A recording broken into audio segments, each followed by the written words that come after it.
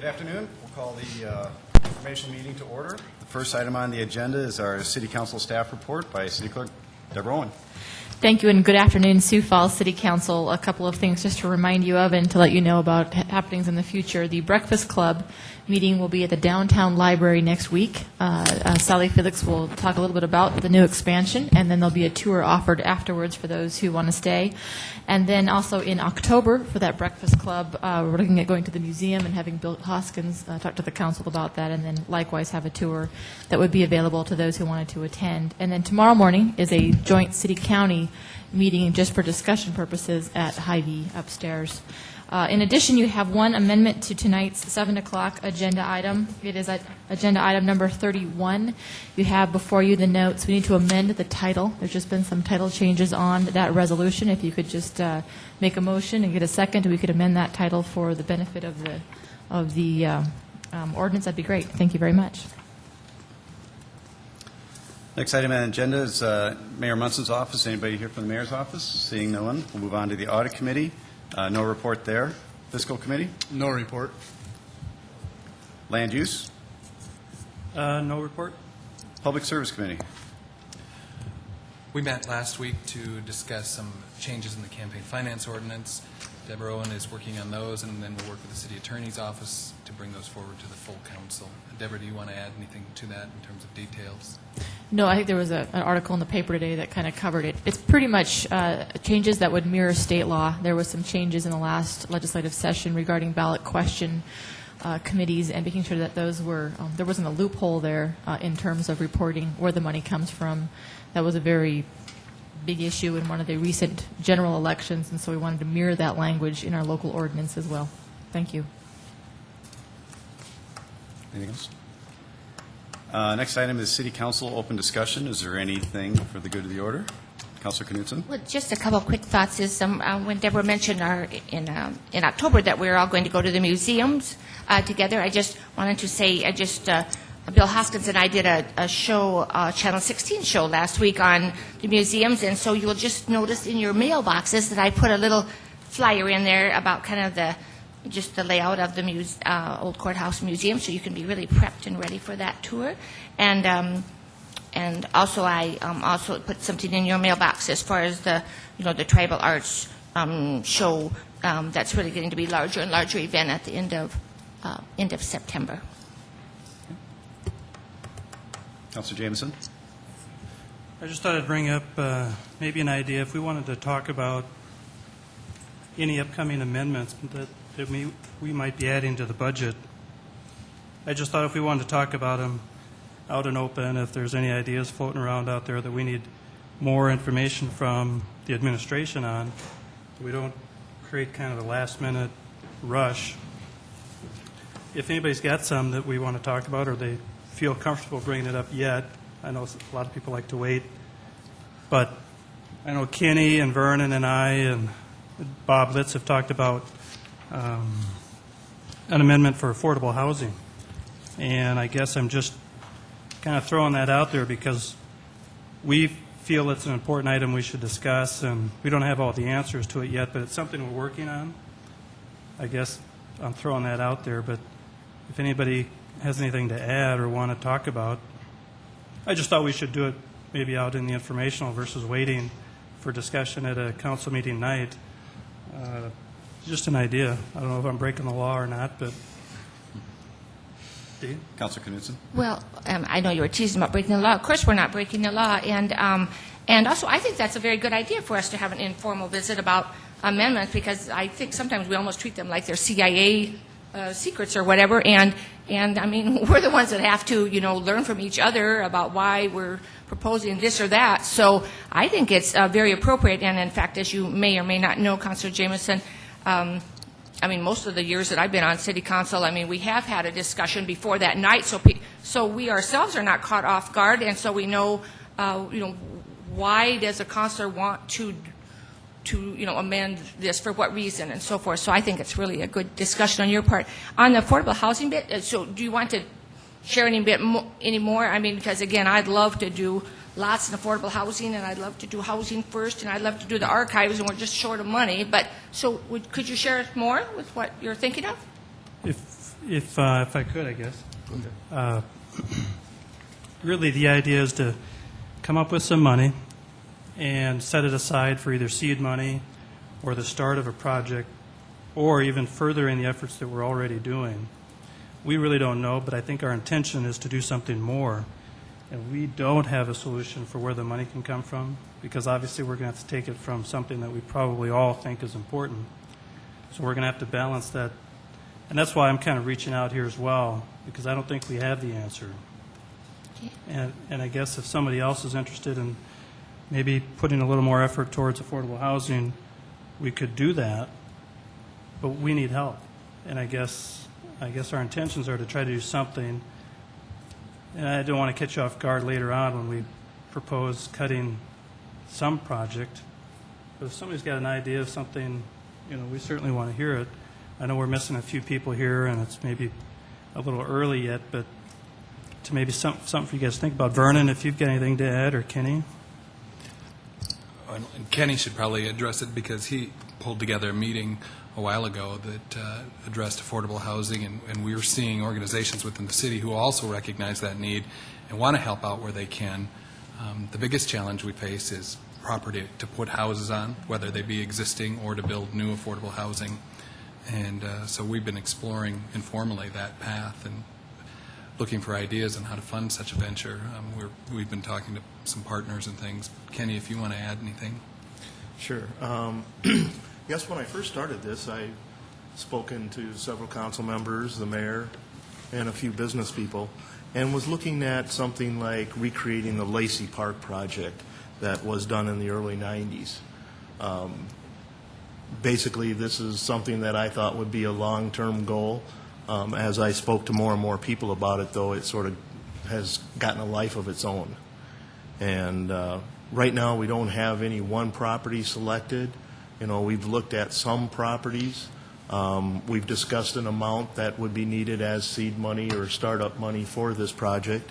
And then we called together a meeting of partners that we thought would be interested in getting involved in this. And as we've moved forward, we found more and more people very interested in this project. So at this point, we don't have a solid plan. What we're looking for next, I think, would be to have another meeting asking for more public input on this and getting the rest of the council more involved also. I just have a question for the group. Is this something that you're anticipating having put together before next Monday? Is it so that we would amend the budget at that time, or is it something more of a longer-term project? Go ahead. Right, I believe we'd be amending the budget this year for 2010. And public input may not be an option really for that, but I think what Kenny's really after is a commitment from the council to really effectively address the issue. But yes, it's an amendment that we'd be working on and try to get in front of everybody next week, so you'd have time then. And even with the mayor's office, we could talk about what the mayor's currently doing, and is there something we could enhance his efforts already. But I just wanted to bring it out there and lay it out on the table now versus waiting any longer to talk about it. So, and open the discussion for anybody else. If there's others that are working on another project that they think should be amended to the budget and need help or opinions, let's talk about it now and not wait till the last minute. Councilor Knudsen? And so has your group at all considered, on the affordable housing about, just putting aside more money in community development, for instance, or because again, I really am supportive of more affordable housing too. I just don't, it's hard to get our arms around it when it's such a expensive project, when we don't have land, and we don't have city land that we can just, start putting houses on. So, but at least community development does, what they can with the meager resources they have. So have you guys thought about that at all, or I don't know? If I may, we've looked at some options for possible sites for land, and obviously they would cost the city money. But more than anything, I think we're looking at probably a line item for affordable housing to make a statement as a city council saying we're going to put our money where our mouth is for change and actually try to do something about affordable housing. We often talk about it here, and Randy has done some good projects for that, but trying to do something more seriously. And, you know, we've talked in the past about that effort, but haven't been able to do that. Councilor Jameson? Maybe now that we do have the mayor here, maybe we could get assistance from Randy, and maybe that's our next appropriate meeting, is to get with Randy and maybe even Jim Schmidt and us to get together and talk about what they're doing currently, and maybe there's something we can do to enhance their plan or programs, and just find a way to make a change, I guess. Just Councilor Knudsen. And then on the same topic of amendments, but not on affordable housing, though I really care about affordable housing too, is I just wanted to, I'll give you a heads up that I do plan to second Councilor Stager's motion regarding the Collections and Research Center. To tell the truth, I haven't seen the amendment, and so, but I haven't actually seen the wording, but I am going to do this at least for discussion purposes. I'm very supportive of the day when we have enough money between the county and the city to take advantage of the wonderful gift of the Hall family and build the, right now it's estimated to be a $5.4 million collections and research center. And again, the part that, or a reminder that I just want to throw out there is that, again, the collections, as you all know, half of them belong to the city. And anyway, and then we would store government records there and so forth. And again, this land, as you all know, is the land out by the, new football fields and so forth. So I just wanted to give you a heads up so I don't surprise you when I second Councilor Stager's motion for at least discussion purposes. And again, I wish the sales tax was 7.5% so that we could actually put some significant money in some of these places. Councilor Knudsen, do you know what the funding recommendation for that will be? You know what? I have not seen it. I believe that he wants to put it in the CIP for I think I was told 2015, which I mean, would be, out of our, just kind of make a statement again so it doesn't get lost. But again, I realize that's a little bit symbolic, even though I am very sincere about this project, because, the next mayor will obviously have his or her own CIP committee and plan and directors and whatever. And so I know this would be probably more symbolic, but I believe it's to just put it in the CIP. And I believe the number that I heard, but I haven't, was I think $500,000. And again, but the way we handle amendments still around here is so top secret that I don't know, we've kind of started that among ourselves, and I think it's kind of silly. But I mean, because if I have an amendment, no one's going to talk me out of it anyway. But again, that's just how we've been practicing among ourselves. So. Well, along with that topic with amendments, I think we discussed last time around that we were going to have all the amendments would be available to everybody on Friday afternoon, if that's good with everyone. Of course, those that are proposing it might be better served to have them out in advance of that so that people have time to consider them and give them a thorough thought. We do not have any items for discussion for next Monday's informational meeting, so we may also want to spend some time at that time discussing them as well. That'd be a wonderful idea. So, any other comments or concerns? Different subject. Yep, sure. Councilor Brown. I don't know how many were contacted, but issues regarding Nordic Hall, I believe we'll have some visitors this evening for public testimony, concerns about noise disturbances and other issues going on there. So we can expect some people to be here for that at 7 o'clock. And on that topic, we just late afternoon received an email about that, which you may have all seen from Lori Hofstad, so if you haven't had a chance to see that yet. Councilor Anderson. Yes, I've received several emails also on the noise ordinance and the permits, how they're administered throughout the city, and that's something that I would like to see sent to one of our committees. I would suggest Public Services, so that we can work on taking a look at that ordinance and making any changes that we need to. You're creating more work for us, but sure. I think you're onto something there. I'm just questioning Public Service Committee seems to where are we at with the workload there? Is that getting, Well, we were also working on an event ordinance, but that has now been stopped at this point in time. We also have the, not the taxi rate, but the medical, the wheelchair units, units. And there was one other item on our agenda, too, and I'm trying to recall from memory. Deborah, do you recall what it was? There were two pending issues in addition to the campaign finance.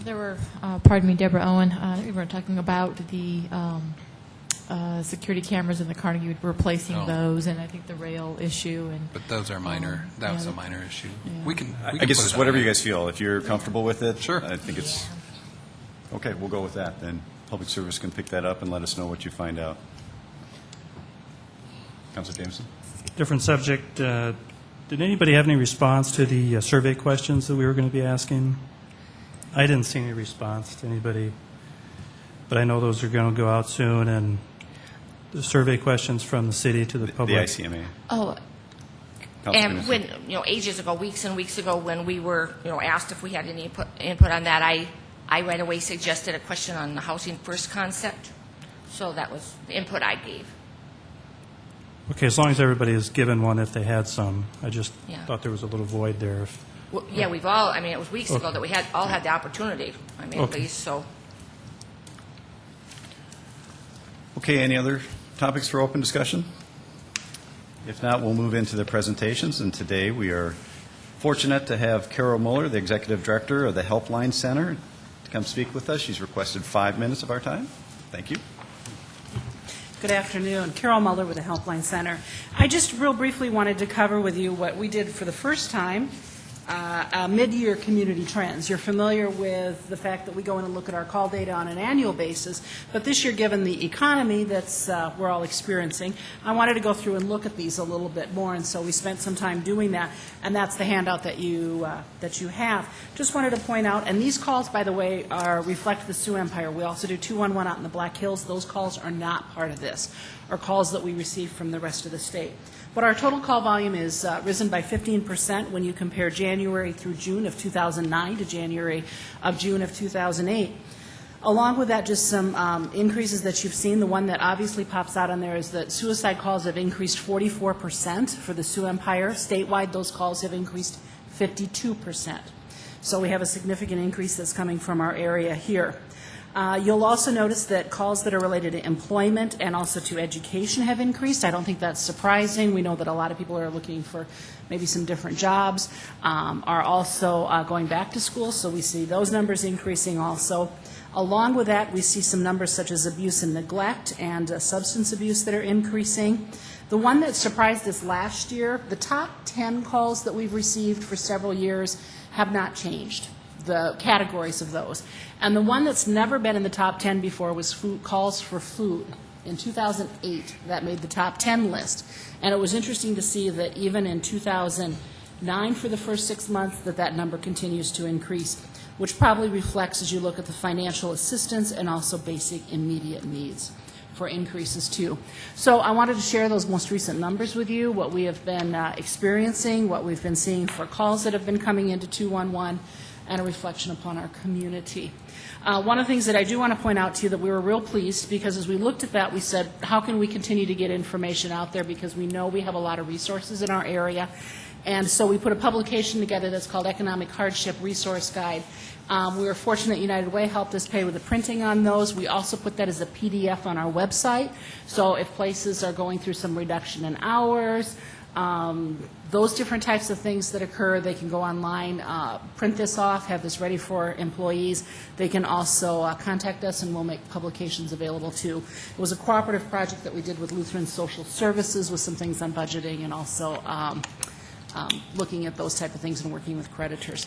So we wanted to present that information and let you know that that is out there, and these publications are also all available on our website. On a more positive note, I will tell you great things are happening. The very last Saturday of the month on September 26th, it is Volunteer Sioux Falls Day. And I just brought one sheet along because it is so fun. We're again doing the Pettigrew Heights cleanup and having a great opportunity to work with Russ Sorensen and Planning and Zoning wonderful things. We're pleased with that. We've got a lot of volunteers. I think last year we had about 160 volunteers that were involved on that day, and that is one of approximately 20 projects that's happening on Volunteer Sioux Falls Day. We're pleased to be able to do that. Any questions for Carol? Councilor Knudsen? Carol, do you have any way of knowing if your hits on your website, which I think is a very good website, by the way, are up 15% also? I mean, are people using the www.helplineCenter.org more and more often? That's a very good question, and I will need to go back and double-check that's on there. I haven't paid attention to that, to be honest. I haven't been tracking those numbers closely since the beginning of the year. I do know that we typically have probably a good 200 visits a day, and many of those are people who are searching our database, because our database is online. So, but right around about 150 would be a slow day. Councilor Benega? Carol, when you categorize one as financial assistance, does that include some of the questions that we have, or some of the responses you have in the other categories, like employment or food or health and medical? It could. That's out there. Let me pull that sheet back real quickly. It could go through and consider that, because a caller may have multiple needs that are out there. A lot of times, for instance, financial assistance is going to probably be more of a reflection upon somebody who can't pay their rent for that month and are looking for resources that are out there, whereas basic immediate needs is going to be more reflected upon somebody who's looking for a shelter for the night. I guess that was where I was going with it, because of the conversation we had earlier about housing assistance, if that was more in a financial assistance category or if it fit into the other categories. For housing? Yes. For housing. You're going to probably see more of that underneath financial assistance. There's no way to designate or find out how many I can look a calls? little bit more. Do you want specifically looking at for long-term housing? Yes. We'll pull those numbers and get them out to you. Thanks. Councilor Yeah. Jameson? Carol, when did you guys start tracking these numbers? How much history do you have, I guess? Well, I started in 1995, and it predates that. It'd just be interesting to see some longer history of these Of numbers. some of the numbers that are out there, yes. And actually, I did not bring along with me the 2008, but the 2008 has some comparisons in there. I'll drop one in the mail to you. Councilor Brown? Carol, what all does elderly encompass as well? Elderly calls may be related to people who are looking for prescription assistance. It may be somebody who's looking at not being able to live alone at this time. It may be a call related to shoveling during the winter, since these numbers represent the winter that's out there, so different issues. That was a surprise to me. That's probably the one number that caught me, was the calls for elderly that were up there. Any other questions? I can tell you, we get more calls than that in an hour than you guys have gotten in 6 months. But the issue would be, it would be interesting to know how many of those apply to certain pieces of the rest of this also, if they're needing support with housing or medical care or whatever. For the elderly? Yeah. Sure, we can break that down a little bit more, too. That is out there, so. We took 5,000 calls last month, is the total number of calls that we took. It was the first time we'd ever gone over 5,000. Any other comments or questions? Yeah. Well, Carol, it certainly is disappointing news, particularly on the suicide front, Yes. but I guess that just shows how valuable a service that you provide, and we're thankful that you are there for it.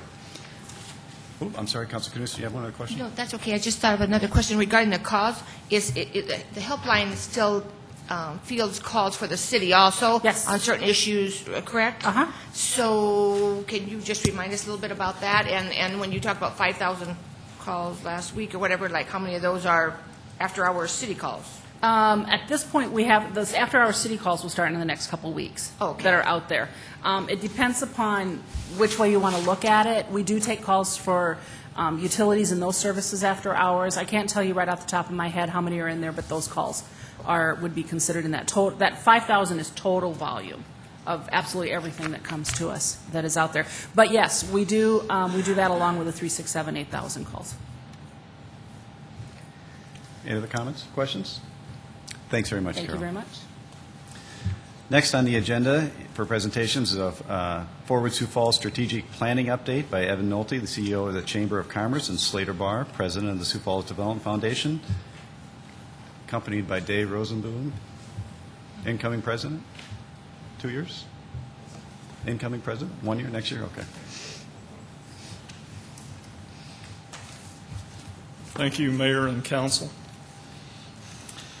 I want to take a few minutes and talk to you about the discussions that have been going on in the community about a strategic planning process and how that discussion came about and where we are attempting to take the community with this process. This really goes back. I've enjoyed a year now in Sioux Falls, and I do mean that I've enjoyed it. But as we started, some of the questions that we were asking ourselves as a newcomer to the community, at least I was asking myself, what is everyone here doing? What are the different pieces of the puzzle that everyone plays, and how do they interact and work together? And then the second part of that is, where are we headed as a community, and where should we be looking at being headed? So as we discuss those issues, it really brought up some interesting questions.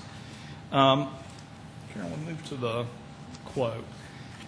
Particularly in the light of this economy, and I want you to pause for a minute and think about what's happened over the last year and a half or so. This is a quote by Thomas Friedman, who, of course, is an award-winning author and geoeconomist. And he made the comment, first, if it is not apparent to you yet, it will be soon. There is no magic bullet for this economic crisis, no magic bailout package, no magic stimulus, where you're going to have to learn to live with a lot more uncertainty for a lot longer than our generation has ever experienced. And I think that's an accurate statement, that no one knows where this is headed, and no one knows how this economy is going to impact us. But one thing we do know is that life as usual isn't in the cards for us in the future. The other part of that goes back to that first question that I talked about asking. What is everyone doing, and what are the different pieces of the puzzle? And I think that related to this question about where you are headed as a community, and I want you to consider what are the different sectors in our economy that make us different from surrounding economies. And when you go through that process, there's some things that come to mind. You think about the medical industry. You think about areas such as ethanol, and certainly you think about financial services and card processing. Now, I just named 3 things that are under review at the national level for regulatory reform. So I think complacency is not a place where Sioux Falls can be right now. So we need to put some time and some thought into where we're headed as a community and what are the implications of changes in our economy and to our important sectors as we move forward. Now, related to what everyone does and how they all work together, I think that the time when communities could afford to have local governments and nonprofits and your volunteer business leadership all singing off of different sheets of music, pursuing their own respective passions, but not coordinating into a symphony, if you will, and being focused, I think that makes them non-competitive in this environment, and that we can't afford to be there. So, hence our discussion about the need for a planning process that is very broad, very inclusive, that examines a lot of different facets of the community, from everything from social issues all the way and how they relate to economic issues and how they all blend to make a strong community, and to get everyone focused. I mean, think what we can accomplish if we have cities, counties, nonprofits, our volunteer leadership, all focused on 2 or 3 items that have the biggest bang for the buck and make the biggest change, positive change in this community. What can we accomplish? That's what we're really trying to happen here. So then the question is, how do you do that?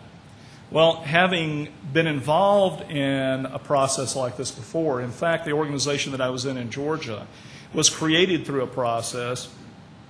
I know that there's really a handful of consultants in the country that work in this fashion with communities. And I happen to have worked with this gentleman before. This is Mac Holliday that is before you. Mac has been doing this type of consulting for some time. He's the only organization that I know of that does only this. Others will do this, and then they'll represent industries that are looking for new locations, and then they'll do a little bit of this and a little bit of that. This is the only one that I know of that focuses solely on this type of analysis and bringing the community together around a strategic plan. I've had the opportunity to work with them before, and I know what can result in a community when you go through this process and you create a strategic plan that someone is checking off, and day after day after day is looking to make sure that you're moving forward on the items of that plan. So we contacted Mac and asked him to submit a proposal to us, which he did. And I want to take you a little bit through what is involved in the process of a planning effort like this. And so you can see, if we start from the top going down, that the steps of the process are an economic and demographic profile. So basically, what are the trends in your community? And again, this is kind of a wide-ranging analysis that goes beyond the typical economic factors like per capita income and population trends, and it examined things like teenage pregnancy rates and poverty indicators and some things like that as well. The next thing is a competitive assessment. So where does your community rank? How do you compare? One of the things that we'll be looking at is how do these trends relate to other cities that we may either compare ourselves to in the region or that we may aspire to emulate in some fashions. And so we're going to be looking at Fargo, North Dakota, Rochester, Minnesota, and Des Moines, Iowa as communities to kind of examine and compare where have they been compared to where we've been. The third part of it is a target business analysis. We can do the easy thing, and we can say that, we need to go after green industry because that's hot right now. Well, there's like 4,500 economic development organizations in the country, and I would bet 75% of them are going after green industry. We are trying to find out what is unique to us, what can we gain a competitive advantage in and that we want, and what industry should we go after more aggressively. Finally, you kind of merge all this into an economic development strategy, and then there's a specific plan with action items that you'll know, have I done this or have I not? One thing that I would want to mention is under the competitive, you see the two things on the side. So there's a steering committee that oversees this whole process, and we're in the process of pulling that together. And that's about somewhere around 25 individuals that are selected to be very broad representation of the community from our various industry sectors, from our funders, from our local governments that are overseeing this. And so they kind of oversee and direct the process and provide insight. They provide an understanding of what that data is telling you. The second thing you see over there is stakeholder input. And the stakeholder input comes in the form of a number of different things, not only from the steering committee, but interviews. In fact, this consulting firm will be here on the 14th, 15th, and 16th of this month, and we'll be conducting 30 interviews with community leaders. They will be conducting 6 focus groups in the community. We will start to unveil an online survey so that anyone in the community that wants to put their input in can. And then finally, there will be, as a part of this process, 2 stakeholder meetings that will have about 100 people to each that are invited to it. So there's ample opportunity for everyone to provide their input into this process. So you have a combination of data and perception. That merges to form your strategic plan as a community.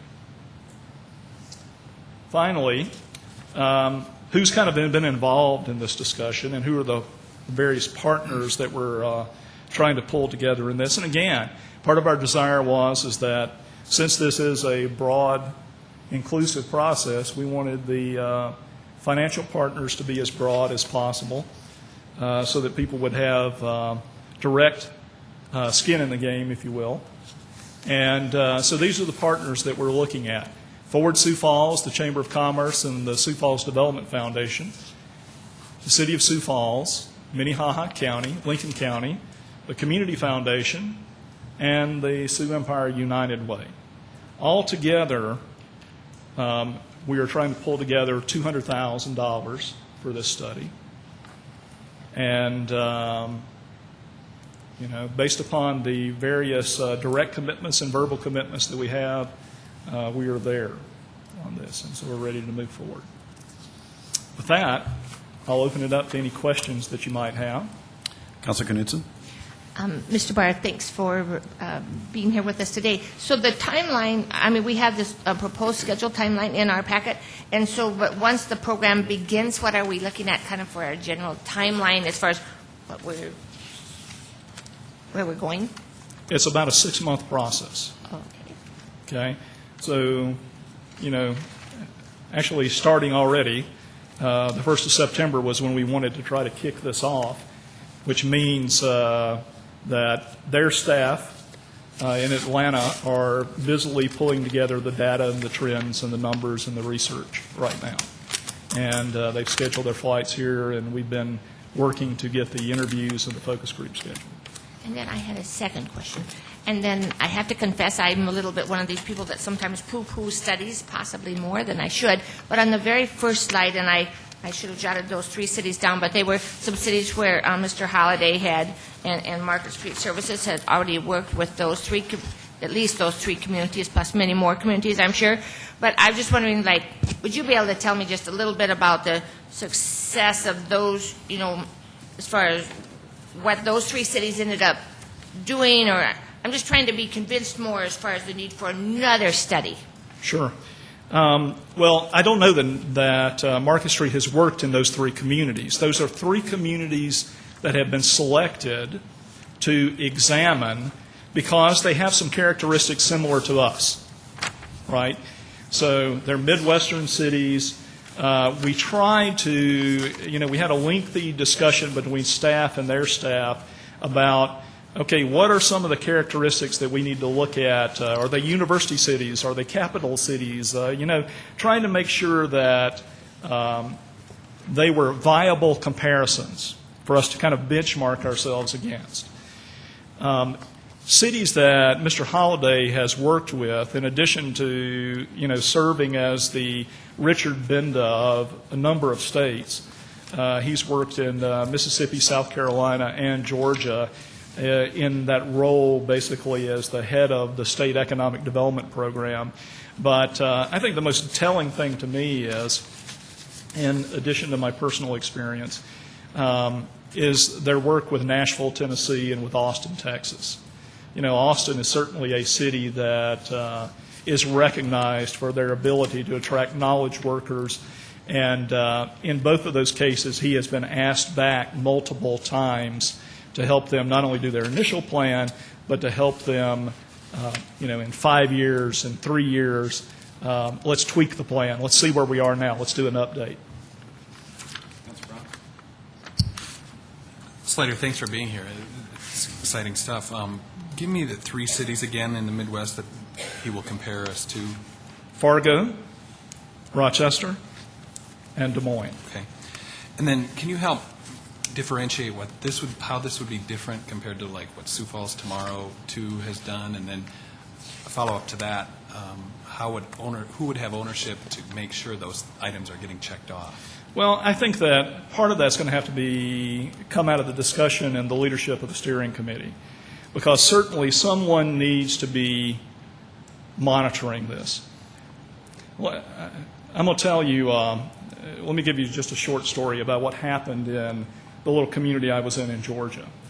And this happened before I came to the community, but the business leaders that were thinking about, they were facing, they were being overrun by growth from Atlanta. So they were concerned about that. And then secondly, they were losing their manufacturing base. They had a number of plant closures. And so they had kind of these dual concerns that they were trying to address. And so they started thinking about this process. They ended up being introduced to Market Street and their process. And so they started trying to raise support for, let's do, as we've done, let's do something like this for this community. We need to get a direction. We need to get together. We need to get focused. And in the process, they went and interviewed the longtime, now retired chairman of the county commissioners. And the business leader that was talking to him said that what stuck in his mind is that he said, you know, it's a great idea and we need to do it, but you need to know we did it 20 years ago. And it's been sitting on a shelf ever since. So this whole, you know, the final step in this thing was implementation. And so that's critical, and part of the steering committee's process is to figure out who's the gatekeeper of this plan, who makes sure that it happens, who prods it along. And in fact, in the community there in Georgia that I was part of, there wasn't an entity that they felt like could fulfill that role, so they created a new one, and that's what I was hired to bring in and lead and to start. So part of our discussion here will be, you know, do we assign one group, to kind of checking off this plan, or do we divvy up sections of it? Because we have a number of strong groups in this community that could do that. And do you say, United Way, these are more in the social areas, these group of actions, you check these off. Development Foundation, Chamber of Commerce, these are more in the economic arena. You take responsibility for these. But that'll have to be determined as you go through this process. A couple other thoughts with that. Maybe our survey that we'll be doing might be helpful to this group as well. And then it probably wasn't fair of me to ask you about Sioux Falls tomorrow too, but maybe Evan can address the differences that this would be compared to what Sioux Falls tomorrow was. I'd like to also thank the Mayor and City Council for the opportunity to talk about this. Actually, it goes back to the original Sioux Falls Tomorrow program was done in the mid-'90s. And I would say probably the process we're going into with this strategic planning would be more like that original process. Because as Slater mentioned when we talked about implementation, that's just exactly what happened in some of the areas. Very interested in the comments about affordable housing. It happened that at the particular time in the early 90s, there was planning within the chamber and business community and some nonprofits about affordable housing. As the Sioux Falls Tomorrow process, the original one with the National Civic League, moved forward with Jerry Walton as chair, one of the high priorities was affordable housing, which still continues to be a very, very important priority in this community. Out of that came the formation of the Sioux Empire Housing Partnership. That was something that we did not have at that time, not that we're necessarily trying to create new entities, but it turned out that it was on the same track. And I think it's fair to say that with the help of the city and the private sector, there has been some real progress made in that area, and it's a never-ending need. I think Sioux Falls Tomorrow, too, obviously was an update of the original program. And one of the things as a number of people were involved in that process. Again, a strong effort made with the National Civic League.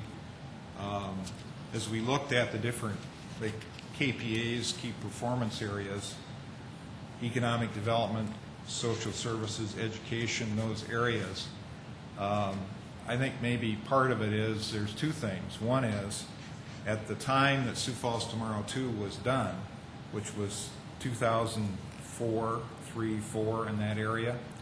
The economy, let's face it, here was rolling along pretty strongly. And there are always important issues in this community. I think it was essentially an update, and it was good to do it.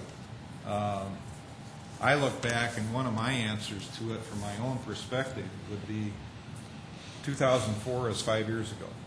That's part of it. And then I think what we're going back to here is really a process in the community once again where we're really looking at ourselves, our competition, and reinventing ourselves. So I think that periodically in a community like this with the growth, we need to continue to work on that. The part of it that I think perhaps didn't happen as much in Sioux Falls tomorrow, too, clearly, was implementation. And it may have been for a lot of reasons. It may have been because it was an update. There were a lot of concerned people, as you all know, in that process. Well, again, we face, as a community, and the country does, considerable challenges in competition. And I think one thing we've heard a lot from a number of public and private people and nonprofits is this is a time to really look out for the future once again and develop the priorities and also a mechanism for seeing to it that these things get done that are agreed upon. Councilor Knudsen? I'd like to ask Mr. Barr another question. Is in the stakeholders, this group might have been there or might be in one of those groups, but I just hadn't asked about just the academic people in our community, representatives from our very successful Southeast Technical Institute to our private colleges to our university center and so forth. They're just scattered throughout this process. Sure, thank you. They're on steering committee, they're on focus groups, they're in direct interviews. Thank you. Councilor Jameson? Slater, you had me at hello. This is a great idea. I'm glad you're pushing it forward, and I'd like to say I appreciate the mayor's office for funding this project. As a council member, I fully support it. I can't wait to hear the information that comes forward in the plan. I am concerned a little bit about the end when we get this information and we have the facts in front of us. They may not be exactly what we want to hear, but I hope that there's a energy behind it, that the truth should guide us, and that we'll follow a path to success. And I just want to follow up also, the public now is going to be able to go on the website as well, is that right, and answer these same questions, similar questions, so everybody will be able to participate, is that right? That's correct. In fact, we've named this process Future Sioux Falls in recognition of Forward Sioux Falls being the prominent funder of this. It kind of ties that together. But there will be a website. Right now, it's not in place yet. There's a placeholder there. But it'll be www.futuresiouxfalls.com. And the public can get on there and see what's going on. And it's very transparent. As you said, it's the good, the bad, and the ugly. So, it's all out there. And the public can pull down the information, and they can comment and participate in the online survey as well. Councilor Knudsen? And just approximately when will the public be able to find that website? When will it be up and running? Well, I had an email today that said that they were planning on it being operational on Monday. But I haven't spoken to them directly, so I'd like to confirm that and make sure that everything is in place for that. Any other questions or comments for Slater or Evan or Dave? Seeing none, thank you very much. Thank you, and thank you for your support. Last item on the agenda is a report by Rich Oaksel, our lead internal auditor, about the employees' retirement and firefighters' pension audit recently completed.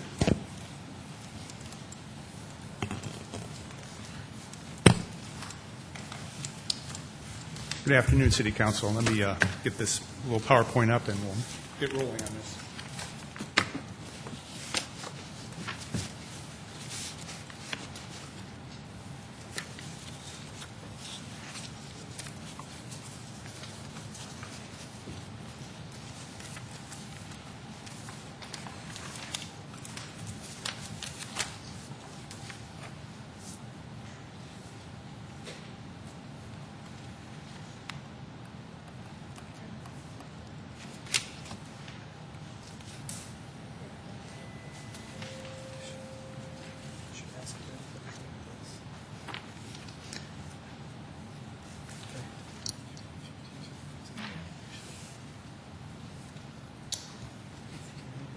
Just have a few brief slides here to kind of summarize what the report conclusions were, and we'll have some time for questions at the end here. And if I can't answer it, we have Human Resources Director Bill O'Toole and our Finance Director Gene Rohnhorst.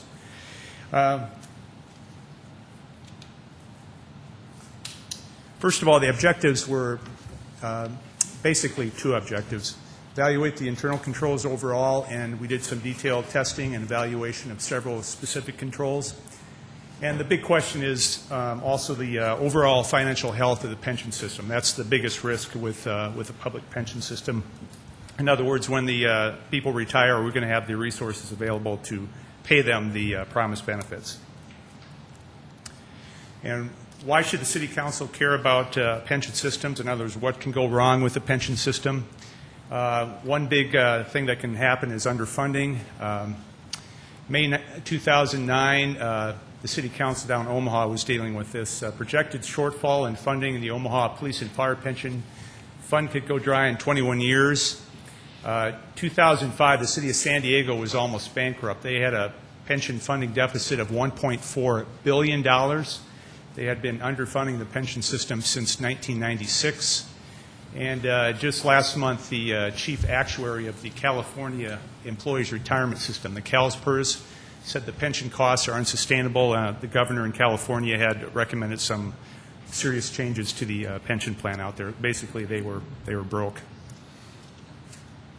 What else can go wrong? Weak internal controls. March 2004, the City of Atlanta, the internal auditor, had a report on payments to deceased pensioners. June 2009, the City of Cincinnati, a newspaper headline, dead city worker kept getting checks. That was in the pension system. 2002, the City of Philadelphia auditors did a report. They found that they had $2 million in improper payments to 119 deceased pension beneficiaries. So that's what can go terribly wrong with the pension system. And what did we conclude about our system? We concluded that it's properly administered and that overall both the operational and the investment risks are being identified and mitigated. If you look on page 14 and 15 of the report, we had some specific recommendations for specific controls to strengthen those particular controls. Just a little background here. We have two pension funds. We have the employees' retirement, and that includes the uniformed police officers and then the general employees, including the mid-managers and the appointed officials. And then we have the firefighters' pension, which includes the uniformed fire employees. And currently, as of year-end, as of December 31st last year, in the employees' retirement, we had 436 retirees and beneficiaries. Average annual benefits were about $23,000. In the firefighters' pension, we had about 141 retirees and beneficiaries, and the average annual benefits were about $33,000. The funding comes from three sources. Number one, the employees have to contribute. The general employees have to kick in about 3% of their paycheck. The public safety employees, the police and fire, have to kick in 8%. And by the way, the police and fire don't participate in the Social Security. That's one explanation of why the difference there. And number two, the city contributes a portion every year, and that's going to vary each year. The actuary is going to recommend an amount that has to be provided by the city to maintain the funding level. And number three is investment income. And the majority of the pension funding usually is going to come from that investment income. We have a slide here just to show you what's happened with the investments here shortly. The funding ratio, that's a good measure of how healthy the pension fund is. In 2008, the fire was at about 91.2%. The general, the two divisions were, as you can see, the general was about 94. The police were at 89. Most experts would say if you're at the 80% level, you're adequate. 90% is good, and we were at that. In prior years, we were better funded. 2008 just happened to be a bad year for investments, as anyone who's looked at their 401k can attest. And speaking of investment income, this is both systems combined. You can see 2008 was a very bad year. We lost on our investment income, $97 million. I looked at the general ledger last week, and we were in the black. So it's recovering, but you can see there the last 5 or 6 years what the investment income has done. Fortunately, we use professional money managers. We invest for the long term in pensions. We're not short-term investors. We're well diversified. I think on page or the end of your report, I think page maybe 16 or so, you can see what kind of things we're invested in. Real estate, money markets, domestic stocks, et cetera. So we do a good job investing the money. Now, if you have any questions, I'd be happy to answer those for Bill O'Toole or Gene Roanhorse. Councilor Knudsen? Rich, a few days ago we read, or some of us read, an article in the local paper about a situation with the South Dakota State Retirement Fund. Yes. and measures that measures that are in place as far as reporting back to the legislature and so forth when times get difficult. And do you feel like that in our own plan here at the city that we have adequate warning signals built into our system? I think we have a good a system in place to mitigate that investment risk. You know, we have I sat in on several pension board meetings. We have those quarterly, and there's a very sharp group of people that are either elected or appointed to serve on that board. They have the advice of professional investment managers, and they have actuaries to give recommendations on funding. So I think the investment risks are being mitigated, being addressed. They lowered the assumption of return from 8 to 7.75, and as Bill O'Toole pointed out in his management response, they're trying to be proactive about that, trying to be more realistic on their anticipated investment return. But as I said, they invest for the long term. They're in there for the long term. They're going to ride out the peaks and valleys of investing in stocks, and they diversify. They're in real estate. They're in all kinds of different things. But underfunding can be a tremendous risk, and bring the city to the point of bankruptcy, as San Diego found out and other cities have found out. There are several states that have been in severe trouble because of their pension systems. But I think Sioux Falls has done a good job of funding the pensions. Councilor Bennigan? Rich, does the committee look at comparisons with other communities and other size portfolios similar to the ones that we have to decide if, in fact, we are, quote, competitive with other investment returns? And then the other thing that I would ask is, how often do we do RFPs for actuarial support? Well, as far as I know, I think we've had Gabriel, Roeder, and Smith for a long time, maybe 20 years. Yeah, and that's why we did recommend that we do an actuarial audit, because those assumptions and those calculations are very complicated. They're beyond our scope of expertise. So that we'd recommend, say, every 5 years, for example, that you have another actuarial firm look at what that firm is doing, because those are critical to the health of your fund, those assumptions and those calculations. As far as looking at what other cities do, I know we have an investment policy. Gene, do you want to address that question about investment?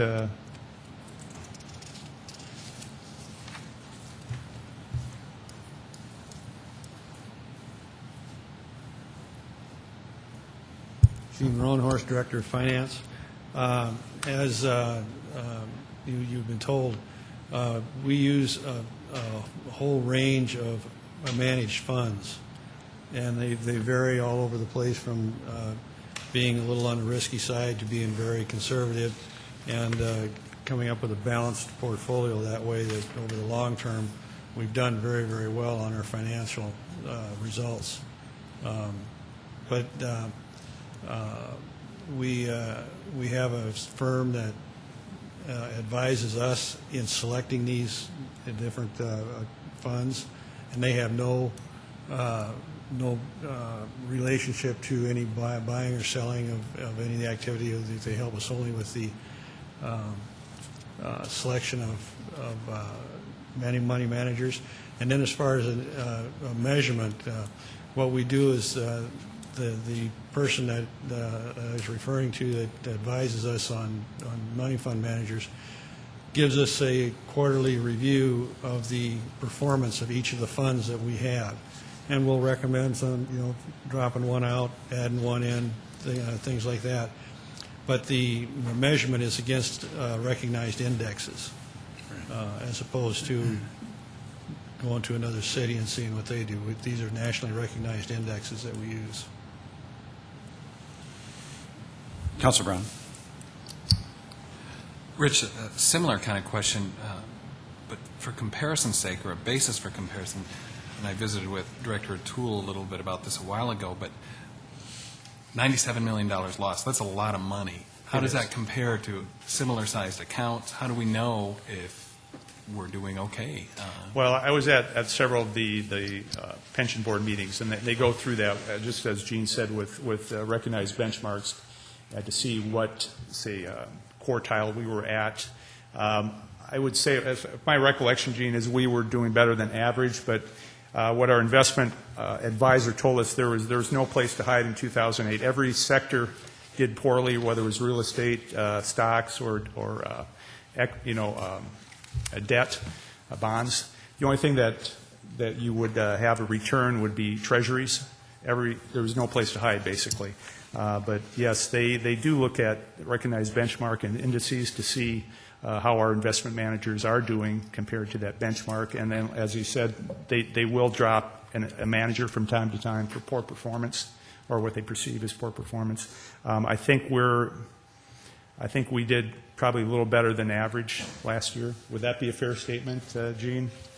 But everybody was taking severe losses, it appeared. There was no place to hide, unless you just had all your money. If you had foresight to put all your money into treasuries in 2008. But Rich, I have a question regarding, you touched on the actuarial audit. Your recommendation is for every 5 years. Do you know when the last time we had an actuarial audit and what the plans are? And maybe Bill or Gene could add to that. Bill, do you want to answer that? I don't believe we've had an official one. It's not common, but it's becoming more common.